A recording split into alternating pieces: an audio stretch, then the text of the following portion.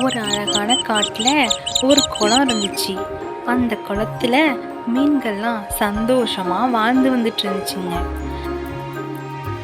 இந்த மீன்களை ஒரு காகம் எப்படியாவது சாப்பிடணும்னு மனசுக்குள்ளேயே நினைச்சுக்கிட்டு அதுங்களையே பார்த்துக்கிட்டு இருந்துச்சு. இதை கவனிச்ச மீன்கள்ல ஒண்ணு அதுகிட்ட வந்து பேசுனுச்சு. என்ன காகமே, எங்களை எப்படி சாப்பிடலான்னு பாக்குறியா அப்படின்னு கேட்டுச்சு. அதுக்கு அந்த காகம், இல்ல மீனே, இந்த குளத்துல உள்ள தண்ணியெல்லாம் சீக்கிரமே வத்த போகுது. நீங்களாம் எப்படி உயிர் வாழ போறீங்கன்னு நான் கவலையா பாக்குறேன் அப்படின்னு சொன்னிச்சு.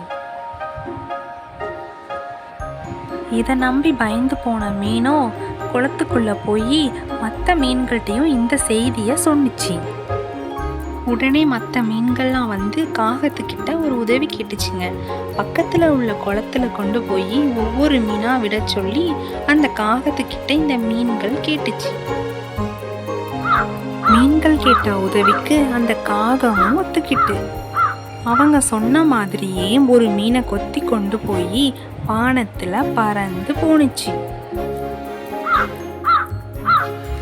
அந்த மீன்களும் காகம் நமக்கு உதவிதான் செய்யுது அப்படின்னு நம்பினுச்சுங்க. ஆனால் அந்த காகமும் மனசுக்குள்ள சந்தோஷப்பட்டுச்சு, எப்படியும் நம்ம திட்டம் நிறைவேறிடுச்சுன்னு.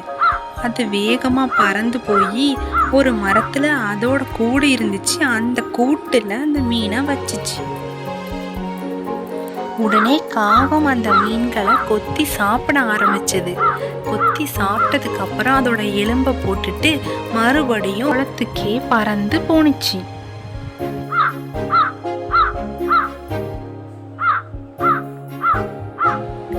மீன்கள் இருக்கிற குளத்துக்கு வந்த காகம் இப்ப மறுபடியும் இன்னொரு மீனையும் அதே போல தன் வாயால கவ்வி கொண்டு போக ஆரம்பிச்சது.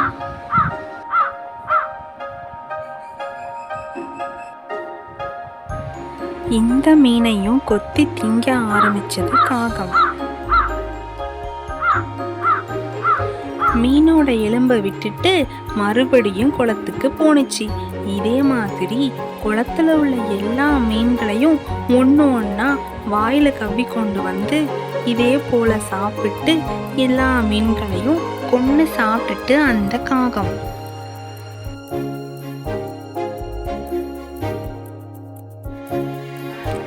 அந்த குளத்துல வாழ்ந்த இன்னொரு தவளைக்கும் வேற குளத்துக்கு போகணுன்ற ஆசை வந்தது.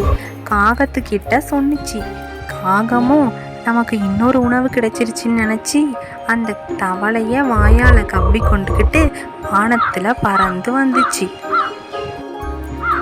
காகத்தோட கூட்டுக்கு பக்கத்துல போயிட்டு இருக்கும் போதே அந்த தவளை மீன்களோட எலும்பு அங்க கிடக்கிறத பார்த்துருச்சு.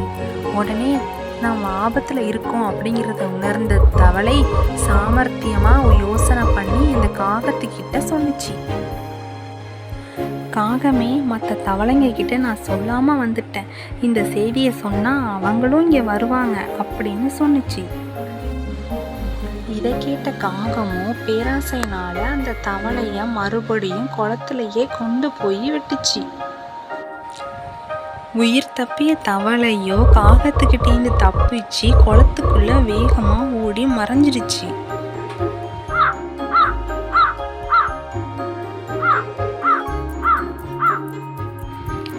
மீன்கள் எல்லாத்தையும் கொன்று சாப்பிட்ட அந்த காகம் தவளைக்காகவும் தவளையோட இனத்துக்காகவும் ஆசைப்பட்டு ஏமாந்து போனுச்சு.